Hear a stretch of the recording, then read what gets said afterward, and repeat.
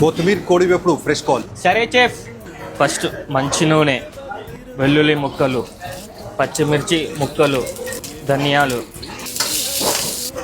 కాజు, చిటికెడంత పసుపు, కొత్తిమీర, ఇందులో కొంచెం పుదీనా, కొంచెం పాలకూర. ఇది మొత్తం మంచిగా కలుపుకోవాలి. ఇలా ఫ్రై చేయడం ద్వారా అది మొత్తం అందులో ఉన్న వాటర్ నీళ్ళని మొత్తం వదులుతుంది. తర్వాత మిక్సీలో వేసుకోవాలి. ముందు మంచి నూనె, గార్లిక్ ముక్కలు, ఎండుమిరపకాయలు, పచ్చిమిరపకాయలు, కరివేపాకు, ఇందులో కొంచెం పసుపు వేసుకోవాలి. మనం ముందే ఉడకబెట్టుకున్న చికెన్, కొంచెం మంచినీళ్ళు పోసుకోవాలి. తర్వాత మనం ముందే కొట్టి పెట్టుకున్న కొత్తిమీర గ్రేవీ వేసుకోవాలి. ఇది వేసుకున్న తర్వాత మంచిగా కలుపుకోవాలి.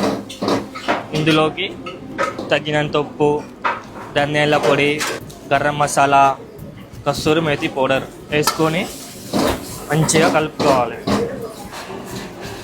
చివరిలో కొంచెం నెయ్యి వేసుకోవాలి. లాస్ట్లో కొంచెం కొత్తిమీర వేసుకోవాలి. మనకు ఎంతో రుచికరమైన కొత్తిమీర చికెన్ వేపుడు రెడీ. నెక్స్ట్ బనానా ఆకు, అరటి ఆకు వేసుకోవాలి. కొత్తిమీర కోడి వేపు.